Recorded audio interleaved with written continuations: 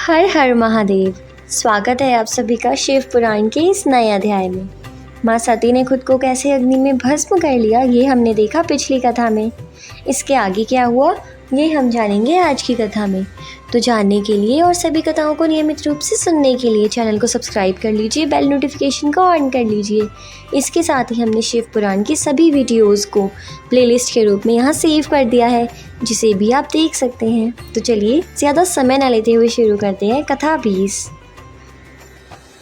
इसके पश्चात इस दृश्य को देखकर सभी और हाहाकार मच गया।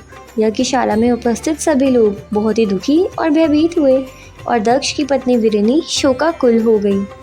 उस समय शिवजी के गणों ने अत्यंत क्रुद्ध होकर सब लोगों को संबोधित करते हुए इस प्रकार कहा कि इस दक्ष की मूर्खता को देखो, इसने सती को भस्म होने से रोका तक नहीं। शिवजी के इस शत्रु को संसार में अत्यंत निंदा प्राप्त होगी और यह अभिमानी मूर्ख करोड़ों नरकों के दुख भोगेगा।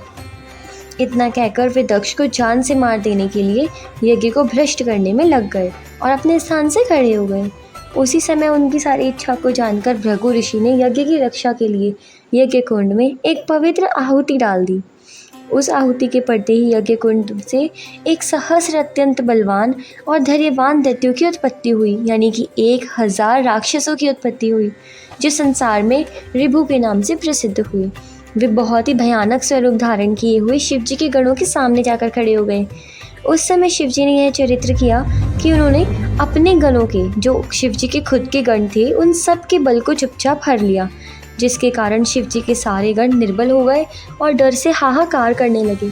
उनके विलाप को सुनकर उपस्थित सारे शिवगण भी आश्चर्यचकित रह गए।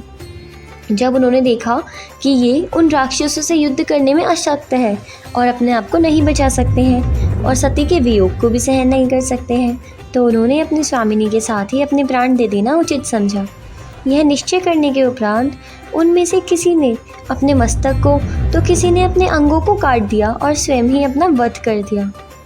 इस प्रकार जिस स्थान पर सती ने अपना शरीर त्यागा, उसी स्थान पर शिवजी के बहुत से 20,000 गणों की भी मृत्यु हो गई और वो भी मृत्यु को प्राप्त हुए। इस दृश्य को देखकर सभा में उपस्थित सभी लोग बहुत ही चिंतित हुए। उस समय विष्णु का श्वास शीघ्रतापूर्वक चलने लगा। पहले तो सभी लोग मौन खड़े रहे, फिर कोई विष्णु की स्तुति करने लगा तो कोई किसी अन्य की प्रार्थना करने में संलग्न हो गया। इस प्रकार संपूर्ण यज्ञशाला में दुख भर गया। प्रसन्नता और आनंद का कोई भी चिन्ह शेष नहीं रहा। अकेले दक्ष की मूर्खता के कारण उस महापाप का भागी सभी को होना पड़ा। उसके बाद जो थोड़े बहुत शिवगण बच गए थे, उन्होंने शिवजी के पास जाकर सारा वृतांत उन्हें कह सुनाया। वो बोले, हे प्रभु, दक्ष ने सती का अत्यंत अपमान किया। अकेली दक्ष की पत्नी ही ऐसी थी जिन्होंने सती का स्वागत किया था। बाकी सब लोग तो अंत तक दक्ष के साथ ही थे। अपने गणों द्वारा यह समाचार पाकर शिवजी बहुत दुखी हुए। वैसे तो वो सब कुछ पहले से ही जानते थे। उस समय नारद ने भी शिवजी के पास पहुंचकर जो भी घटना घटी थी वो सारी शिवजी को कह सुनाई। ज्यों का त्यों सब कुछ बता दिया। यह कहकर आगे कहा कि वेद के बताए अनुसार आपको उचित है कि आप उन महापापियों को दंड अवश्य दें। यदि आप दक्ष को दंड नहीं देंगे तो वो वेद की आज्ञा और धर्म का मार्ग मिथ्या हो जाएगा। देवताओं को दंड ना देना भी नीति की विरुद्ध कार्य होता है महादेव।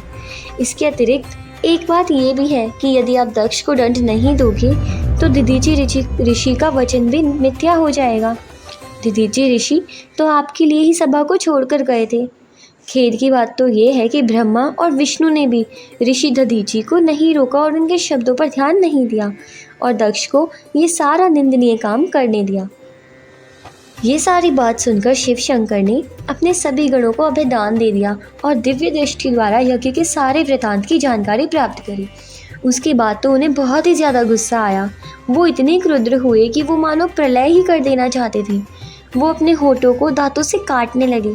उसके बाद उन्होंने अपने मस्तक से एक जटा का केश उखाड़कर पर्वत पर फेंक दिया। उस बाल के गिरने से ऐसा महाभयानक आवाज़ उत्पन्न हुई जिसे सुनकर तीनों लोग कांपने लगे। वह जटा का केश टूटकर 2 टुकड़ों में बट गया और अलग अलग हो गया तथा उसकी जड़ की ओर वाले टुकड़े से वीरभद्र की उत्पत्ति हुई। उस वीरभद्र का शरीर कृष्ण वर्ण का था तथा उसके बाल काली घटा के समान घने और शांत थे। वो प्रज्वलित अग्नि के समान लग रहे थे। वो इतने ऊंचे थे मानो अनायास ही आकाश को छू लेना चाहते हो। वो महाभयानक शस्त्रों को लिए हुए थे। उनके हृदय में युद्ध करने की बहुत ही प्रबल इच्छा थी। उनकी भौहें चढ़े हुई थी और धनुष की भांति बहुत ही टेढ़ी थी। वो बहुत ही भयानक शब्द करते हुए यानी कि आवाज़ करते हुए सिंह के समान गरज रहे थे। उनके 3 मस्तक थे और 1 सहस्र यानी कि 1000 भुजाएं थीं। वे शिवजी को प्रणाम करते हुए अपने उस स्थान पर निश्चल भाव से खड़े हो गए। उस समय शिवजी ने रोमकूपों द्वारा 1 सहस्र गणों की उत्पत्ति की, जो शरीर, बल तथा स्वरूप से वीरभद्र के समान ही थे।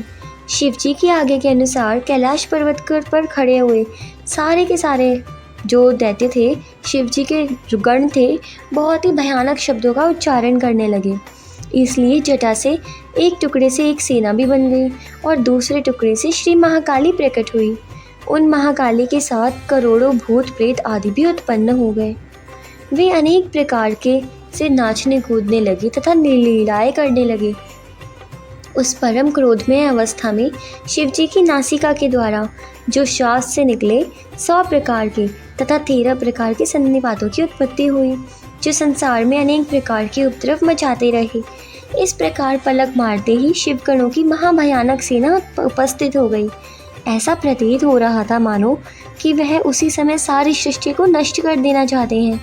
इसके बाद वीरभद्र ने अपने हाथ जोड़कर शिवजी को प्रणाम करते हुए कहा, हे प्रभु, आप जो भी उचित समझे वो आज्ञा हमें दे दीजिए कि यदि किसी ने आपका अपमान किया है तो आप हमें बता दीजिए, तो वह साक्षात काल ही क्यों ना हो, हम उसे भी नष्ट कर देंगे। ये सुनकर उसने शिवजी से कहा, ये सुनकर आगे शिवजी ने कहा, हे वीरभद्र, दक्ष प्रजापति ने अहंकार में भलकर कनखल में एक यज्ञ रचाया है। उसमें हमसे शत्रुता की और हमें यज्ञ में नहीं बुलाया। सती लोक रीत के अनुसार उनके घर पर पहुंची तो उसने उसे भी कुछ न समझा और बहुत से व्यंग्य वचन कहे। दक्ष के अतिरिक्त सभी लोगों ने, जिसमें दक्ष की पत्नी सम्मिलित नहीं है, सती का आदर नहीं किया। सिर्फ दक्ष की पत्नी ही ऐसी थी जो कि उस समय अच्छा कार्य कर रही थी। हमारे ऐसे अपमान को देखकर सती उस समय बहुत क्रोधित हुई और यज्ञ में जलकर भस्म हो गई, परंतु किसी ने उन्हें रोका तक नहीं। इसके अतिरिक्त हमारे परम भक्त दधीची ऋषि ने भी उस सभा को श्राप दिया है कि उन लोगों ने जिन्होंने शिवजी का अपमान किया है उन्हें इसका फल अवश्य मिलेगा। इसलिए तुम लोग दक्ष के यज्ञ में जाकर उसे नष्ट कर दो। हमारा अपमान करने वाले दक्ष का मस्तक काट दो। दुर्वासा, कौशिक, मार्कंडेय, खम्बु, उपमन्यु, इंद्र, गौतम, पुलह, पुलस्त्य, बृहस्पति, संकादिक, ये सभी भाई है जो कि मेरे परम भक्त हैं। ये सब निराश होकर यज्ञशाला से उठकर चले गए हैं और ये भी ये श्राप देकर गए हैं कि ये यज्ञ नष्ट हो जाएगा। इसलिए मैं अपने भक्तों का वचन सत्य करने हेतु तुम्हें ये आज्ञा देता हूँ कि तुम गणों के साथ अभी वहाँ जाओ और निर्भय होकर दक्ष के यज्ञ में जा पहुँचो और किसी भी प्रकार कुछ भी विचार न करते हुए जिसको जो उचित हो वो दंड दे दो। शिवजी की आज्ञा सुन के ही वीरभद्र बहुत प्रसन्न हो गए और भयानक आवाज़ में गर्जना करने लगे। उसके बाद शिवजी की परिक्रमा और स्तोत्रों द्वारा स्तुति की। फिर वो करोड़ों गणों की सेना लेकर महाकाली को लेकर दक्ष के यज्ञ को विध्वंस करने के लिए वहां से निकल पड़ते हैं। तभी रविमार्या नामक सेनापति अत्यंत क्रोध में भरकर अपने साथ 1 करोड़ वीरों की सेना लेकर वीरभद्र के साथ चला। इसके अतिरिक्त कोकिल, अमोद एवं सुमंत्र, इन तीनों यथुकों ने भी साथ में 1-1 करोड़ योद्धा लिए। नील नामक महाबली यथुक के साथ 9 करोड़ वीर थे और पूर्ण भद्र की सेना में इतने ही योद्धा थे। क्षेत्रपाल के साथ इतनी ही सेना थी जिनका वर्णन नहीं किया जा सकता है। इन सेनापतियों के साथ अधिपति भैरव अपार सेना लेकर चल रहे थे। उस असंख्य सेना को देखते हुए सभी जगह हाहाकार मचने लग गया। वो बहुत ही भयानक सेना थी। इनके साथ ही सभी भयभीत होकर भगवती महाकाली को अपने 9 रूपों में एक साथ देखकर भी बहुत डर गए। भगवती महाकाली अपने 9 स्वरूपों के साथ नाचती कूदती हुई चल रही थी। उन 9 स्वरूपों का नाम इस प्रकार है: काली, कात्यायनी, ईशानी, चामुंडा, मुंडरमर्दिनी, भद्रकालिका, भद्रा, त्वरिता और वैष्णवी। इनके साथ शाकिनी, डाकिनी, भूत, प्रेत, लंकिनी, मसांती, कूष्मांडी, ब्रह्म राक्षसी तथा 64 योगिनियों के समूह भी चल पड़े। उस सेना का वर्णन अब हम कहाँ तक कर सकते हैं। जिस समय यह विशाल सेना देखकर दक्ष का यज्ञ विध्वंस हो रहा था, उसी समय ये पूरी विशाल सेना दक्ष के यज्ञ में जा पहुंची।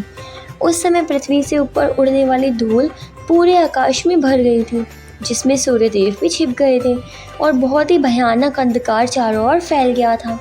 यह संपूर्ण कटक दक्षिण दिशा की ओर चलता हुआ कनखल के समीप जा पहुंचा। उस समय दक्ष के यज्ञ में अनेक प्रकार के अपशगुन होने लगे। आकाश से पिसी हुई हड्डियों की वर्षा होने लगी तथा ऐसी आश्चर्यजनक बातें दिखाई देने लगी जिनके कारण कर्म तथा धर्म का विचार शेष ही ना रहा।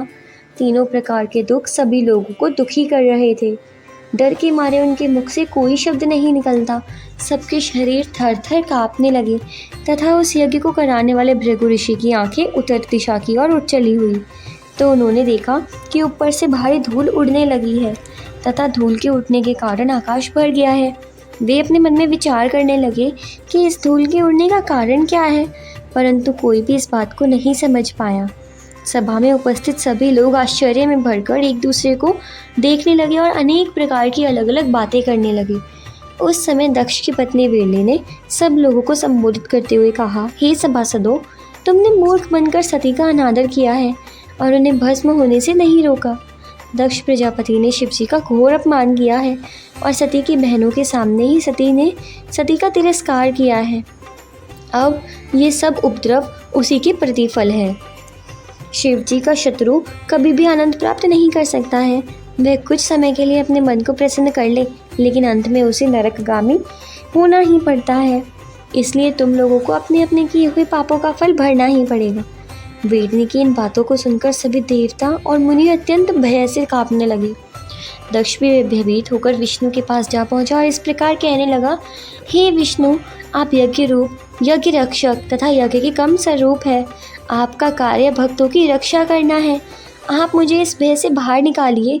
यह सुनकर विष्णु जी ने हंसते हुए कहा, हे दक्ष, जहाँ तक संभव होगा हम तुम्हारी रक्षा करेंगे, परंतु तुमने स्वयं ही शिव जी से शत्रुता स्थापित की है तथा स्वयं ही संकट का आवाहन किया है। तुमने प्रलयकर्ता और जगत के स्वामी शिव जी के साथ वैर करके बिल्कुल भी अच्छा नहीं किया। अब तुम्हें कौन ही पार लगा सकता है। हम स्वयं सभी देवतागण भगवान सदाशिव की आगे के रूप से ही रज्जु में बंधे हुए हैं। संसार में उनके समान बलवान और कोई नहीं है। कोई सहस्र उपाय कर क्यों ना करे, परंतु शिव जी की कृपा के बिना कोई भी कर्म का फल प्राप्त नहीं कर सकता है। जिस स्थान पर पूजा करने योग्य शिव जी की पूजा नहीं की जा सकती है, वहाँ कोई भी कार्य सिद्ध नहीं होता है। जो देवता पूजा करने के योग्य नहीं है, उसकी पूजा करने से दारिद्र्य, मृत्यु तथा भय, ये तीनों उपद्रव उत्पन्न होते हैं। विष्णु के मुँह से इन शब्दों को सुनकर दक्ष बहुत ही चिंतित और महादुखी हुए। अन्य सब लोग भी इस भय के मारे कांपने लगे और इस प्रकार कहने लगे कि अब हमारी रक्षा कैसे होगी। जिस समय सभी सभासद आपस में एक दूसरे का मुंह देखते हुए चिंता में डूबे हुए थे, उसी समय वीरभद्र अपनी सेना सहित यज्ञशाला में जा पहुंचे और जोर जोर से आवाज़ें करने लगे, सभी को डराने लगे। भैरव तथा काली माता आदि अपनी सेना के साथ वहां पर पहुंच गई। उसी समय वीरभद्र का यह स्वरूप था कि उनके 5 मुँह, 3 नेत्र और 10 हाथ थे। वे अपने मस्तक पर जटाओं को धारण किए हुए थे।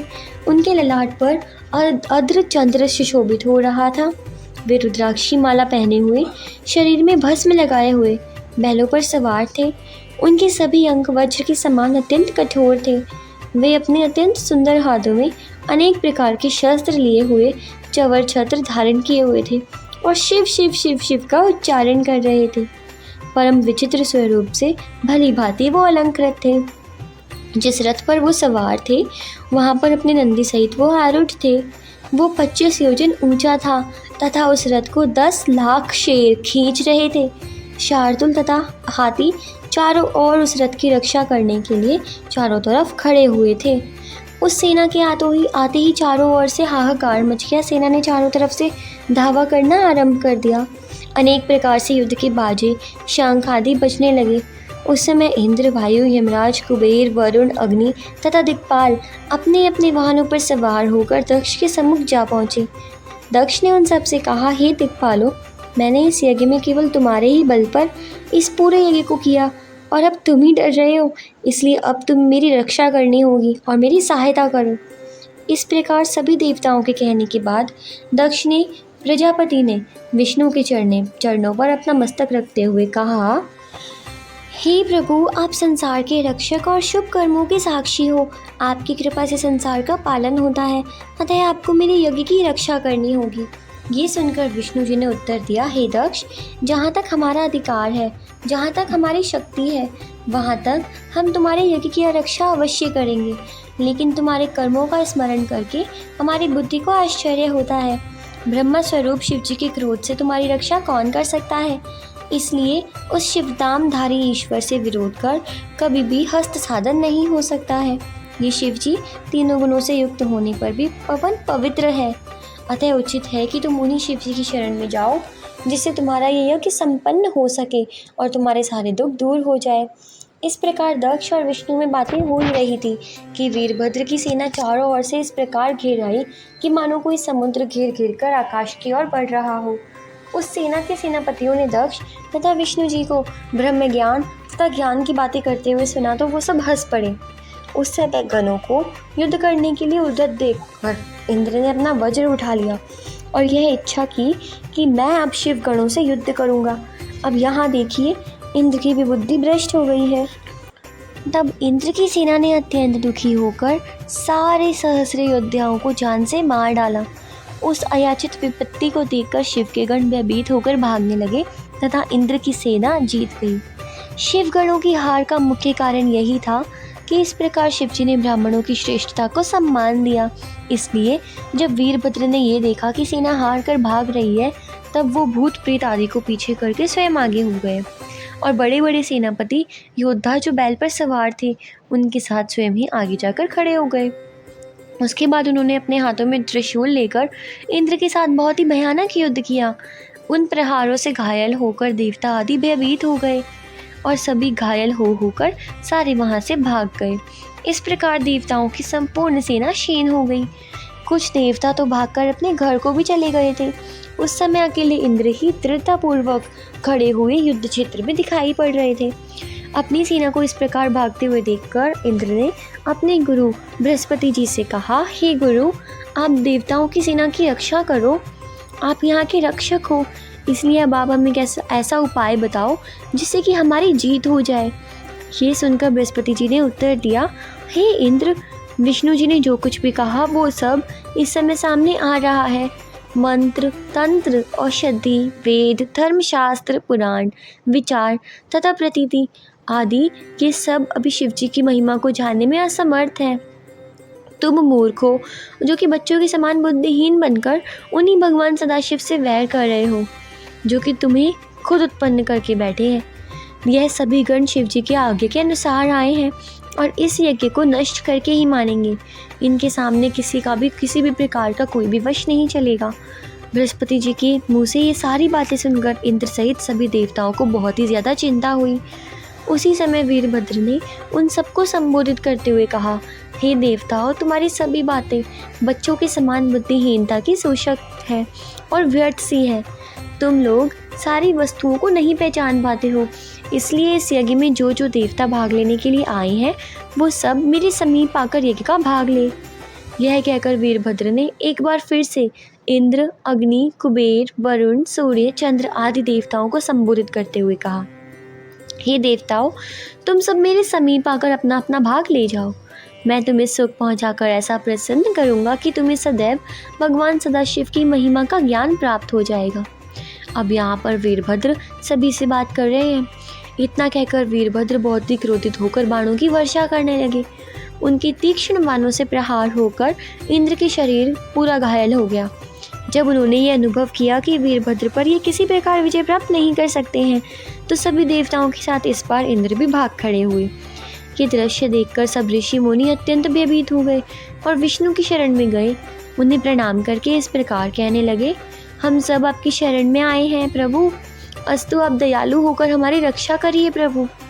उन ऋषि मुनियों की प्रार्थना को सुनकर विष्णु जी भी अपने अस्त्र शस्त्र लेकर युद्ध करने की इच्छा से वीरभद्र के सामने जाकर खड़े हो गए।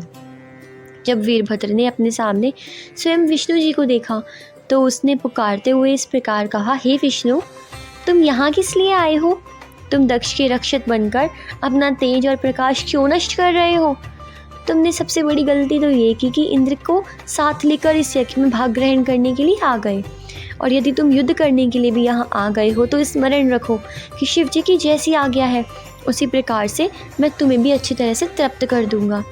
वीरभद्र के मुँह से ये सारी बातों को सुनकर शिव जी ने हंसते हुए कहा, हे वीरभद्र, तुम शिव जी के गण हो और उन्हीं के द्वारा उत्पन्न होने के कारण पूजा के योग्य हो। मैं शिव जी को त्याग कर दक्ष की रक्षा करने के लिए यहाँ जिस लिए आया हूँ उस वृतांत को मैं तुम्हें बताता हूँ। मैं यहाँ अपनी मर्जी से नहीं आया हूँ। अरे, दक्ष तो मेरा परम भक्त है और उसने मेरी बड़ी सेवा करी है। जब उसने मुझे यहाँ आने का निमंत्रण दिया तो मैं उनकी भक्ति के वशीभूत होकर यहाँ पर चला आया, क्योंकि मैं सदैव अपने भक्तों के अधीन रहता हूँ। जब मैं तुम्हें अपनी शक्ति द्वारा इस स्थान से हटने का प्रयत्न करूँगा तो तुम्हें भी ये उचित है कि तुम जिस कार्य के लिए यहाँ आए हो उसे संपन्न करो। जब तक तुम मुझे पराजित नहीं कर देते तब तक यज्ञ के समीप नहीं पहुँच पाओगे। ये सुनकर वीरभद्र ने सहिष्णु बनकर हंसते हुए कहा, हे विष्णु, आप में और शिव जी में कोई भेद नहीं है, इसलिए मैं तो आप दोनों का ही सेवक हूँ। जो मनुष्य आप में और शिव जी में भेद समझते हैं ना, उन्हें तो दुख उठाना पड़ता है। फिर भी मैं आपको ये बता देना चाहता हूँ कि मुझे भगवान सदाशिव की आज्ञा का पालन करना है प्रभु, इसलिए मैं आपको कोई कष्ट पहुँचाऊँगा तो उसमें मेरा कोई दोष नहीं है। ये सुनकर विष्णु जी ने हंसते हुए कहा, हे वीरभद्र, तुम निश्चिंत होकर हमारे साथ युद्ध करो। इस युद्ध में तुम अवश्य ही विजयी होगे और जब हम तुम्हारी चोट से घायल होकर अपने लोक को चले जाएंगे उस समय तुम्हें जो उचित हो वही करना। ये सुनकर वीरभद्र ने अपने हथियार को उठा लिया। अब यहाँ देखिए, पहले से मैच फिक्सिंग हो चुकी है। उस समय युद्ध के बाजे बजने लगे तथा विष्णु जी ने भी अपना शंख फूंककर संपूर्ण संसार में हाहाकार मचा दिया। जो योग युद्ध क्षेत्र से भाग गए थे वो सभी दोबारा से लौट आए, क्योंकि विष्णु जी अब जो लड़ रहे थे। इंद्र आदि सभी देवता विष्णु जी के साथ रहकर फिर से अपने पराक्रम का प्रदर्शन करने लगे। इस प्रकार घनघोर संग्राम आरंभ हो गया। इंद्र के साथ नंदी ने युद्ध करना आरंभ किया। अनल के साथ मुनिभद्र का युद्ध होने लगा। यमराज तथा महाकाल एक दूसरे को सम्मुख जाकर खड़े हो गए तथा निकृति और मुंड ने परस्पर युद्ध करते हुए वीरता का प्रदर्शन किया। उस समय युद्ध के बाजे बजने लगे तथा विष्णु जी ने भी अपना शंख फूंककर संपूर्ण संसार में हाहाकार मचा दिया। जो लोग युद्ध के क्षेत्र से भाग गए थे वो सभी फिर से लौट आए। इंद्र आदि देवता विष्णु जी के साथ रहकर फिर से अपने पराक्रम का प्रदर्शन करने लगे।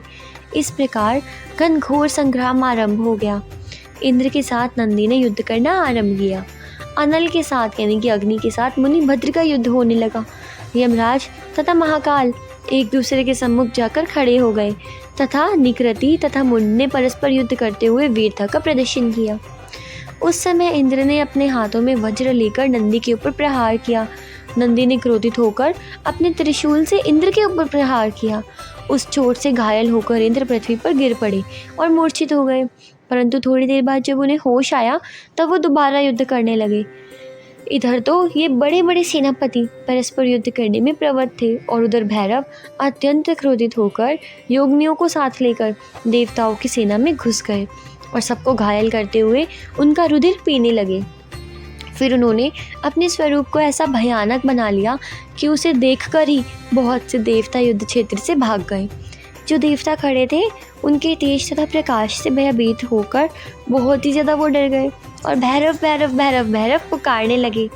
नौ काली भी देवताओं की सेना को नष्ट करने लगी। वे देवताओं के मस्तक को तोड़कर उनका रुधिर पीती थी और शरीर को खा जाती थी, जिसके कारण चारों ओर हाहाकार मच गया।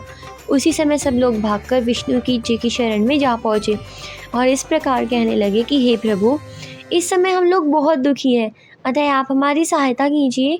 आप हम सबके स्वामी हैं, इसलिए हम आपसे ये प्रार्थना करते हैं कि भैरव, क्षेत्रपाल तथा काली ने जो हमारी दुर्गति की है उसका आप उचित उपाय करो और हम सबको बचाओ। अब जब विष्णु जी ने उन देवताओं को इस दयनीय दशा में देखा तो उन्होंने बहुत क्रोध में भरकर क्षेत्रपाल की ओर अपना चक्र छोड़ दिया। उस चक्र के तेज से सारी दिशाएं भस्म सी होने लगी। जब क्षेत्रपाल ने उस प्रज्वलित ज्योति को इस प्रकार अपनी ओर आते हुए देखा तो उसने वो चक्र अपने मुंह में डाल लिया। ये देखकर विष्णु जी ने क्षेत्रपाल के गाल पर अपनी गदा का प्रहार किया, जिसके कारण वो मुंह के बल पृथ्वी पर गिर पड़ा, क्योंकि विष्णु जी भी किसी से कम थोड़ी ना है। इस अवस्था को देखकर काली जी विष्णु जी के सम्मुख जा पहुंची। उन्हें देखकर विष्णु जी ने जितने बाण चलाए उन सबको वो सहज ही खा जाती। जब विष्णु जी ने अपने नंदक नामक खड़ग का प्रहार उनके ऊपर किया तो उसे काली जी ने पकड़कर तोड़ दिया। यह दृश्य देखकर विष्णु ने काली के साथ युद्ध करना बंद कर दिया और भैरव के पास जा पहुँचे। विष्णु ने भैरव के ऊपर अपना चक्र चलाया तो भैरव ने उसे सहज ही काट दिया।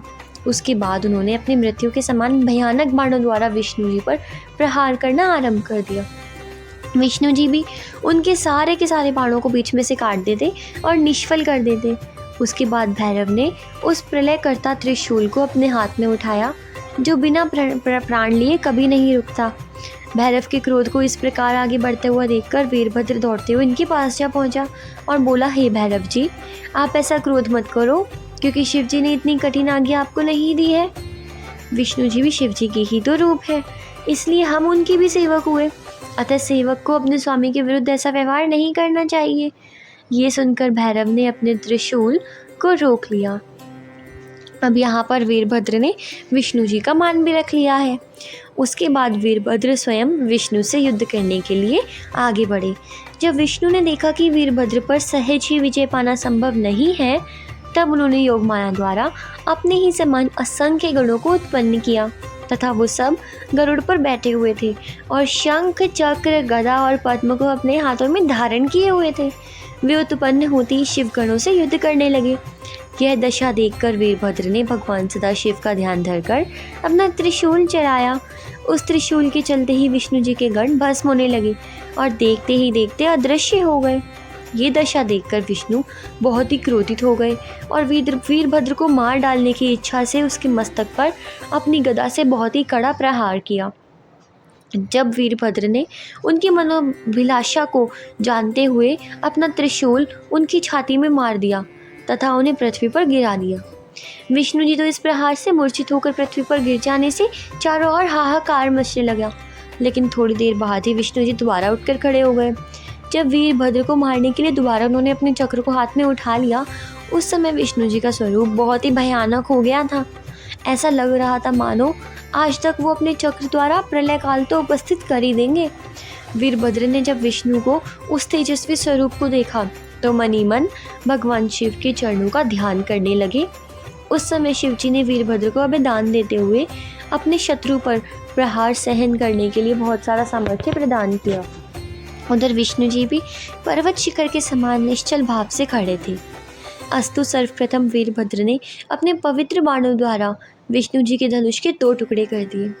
विष्णु जी भी प्रलोभन मंत्र का त्याग कर जड़ता से मुक्त होकर अपने सामर्थ्य को प्राप्त कर चुके थे।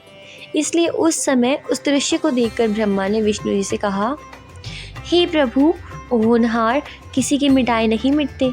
यद्यपि आपने दक्ष की रक्षा करने में कोई भी कसर नहीं रखी है, लेकिन इस समय तो उसका भाग्य ही विपरीत है, इसलिए आप इस युद्ध में विजय प्राप्त नहीं कर सकेंगे। वीरभद्र इस यज्ञ को अवश्य ही नष्ट करके मानेगा। शिव जी के क्रोध के साथ ही इसका भी यही एक काम है कि वो इस पूरे यज्ञ को नष्ट करे। शिव जी के क्रोध का और साथ ही साथ इस पूरे युद्ध का सिर्फ और सिर्फ एक कारण है। दधीचि मुनि ने भी इस यज्ञ को नष्ट करने के लिए श्राप दिया था, आपको याद है ना? यदि ब्राह्मणों के वाक्य को सत्य नहीं माना गया तो संपूर्ण सृष्टि छली और नास्तिक हो जाएगी।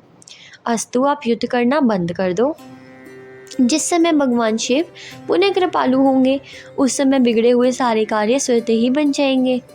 मेरी इस बात को सुनकर विष्णु जी युद्ध बंद करके अपने योग लोक में चले जाइए और ब्रह्मा जी भी अपने लोक में चले जाएंगे। अब हम आपको दोबारा से ये बात याद दिलवाना चाहते हैं कि जैसा कि हमने पहली कथा में सुना था कि ये पूरी शिव पुराण की कथा ब्रह्मा जी नारद मुनि को सुना रहे हैं, इसलिए बीच बीच में हमें ऐसा लगेगा जैसे ब्रह्मा जी स्वयं अपने मुँह से ये पूरी कथा सुना रहे हैं। इसीलिए यहाँ पर आया कि मेरी इस बात को सुनकर विष्णु जी युद्ध बंद करके अपने लोक को चले गए और ब्रह्मा जी यानी कि मैं खुद भी अपने लोक को चला गया। जिस समय विष्णु जी अपने लोक को चले गए, उस समय यज्ञ देवताओं को धारण करके शोक हुआ। वह मृग का रूप धारण करके उस स्थान से भाग चले। लेकिन वीरभद्र ने उन्हें तुरंत ही पकड़ लिया। उसके बाद उन्होंने उनके मस्तक को धड़ से काटकर अलग कर दिया और यज्ञ के कुंड में डाल दिया। फिर वो बहुत ही ज़्यादा क्रुद्ध होकर बारंबार गरजते हुए यज्ञ मंडप के समीप जा पहुँचे। भैरव, क्षेत्रपाल तथा काली आदि ने यज्ञ स्थल पर उपस्थित सभी लोगों को इस प्रकार पकड़ा मानो वो कोई चोर हो। कोई शिवगण देवताओं को पकड़ता तो कोई मुनियों को बांधता था, कोई विष्णु के घंटे तोड़ता था तो कोई यज्ञ कुंड को ठंडा करने में लगा हुआ था और इसलिए उसमें पानी डाल रहा था। सभी शिवगण अपने शत्रुओं के साथ घोर युद्ध कर रहे थे, यज्ञ के मंडप को गिराने में संलग्न थे। उन्होंने अपने मुद्दरों से अनेक चोटें की और बहुत लोगों के हाथ पैर तोड़कर कुचल दिए और यज्ञ पात्रों को तोड़कर नदी में फेंक दिया। किसी ने देवताओं के शरीर को काटा, किसी ने ऋषि मुनियों को दुख दिया, किसी ने यज्ञ कुंड को खोद दिया तो किसी ने सभा स्थल और अंतःपुर और विहार स्थल को जड़ से खोदकर नष्ट कर दिया। इसके बाद वीरभद्र ने दक्ष को पकड़ लिया। नंदी ने सूर्य देवता को बंदी बनाया, मणिमान ने भृगु ऋषि को पकड़ा और चंडी ने पूषा को बांध लिया। इस प्रकार अन्य सभी देवताओं को भी बंदी बना लिया गया। जो देवता कहीं पर जाकर छिप गए थे उन सबको भी ढूंढ कर ले आए।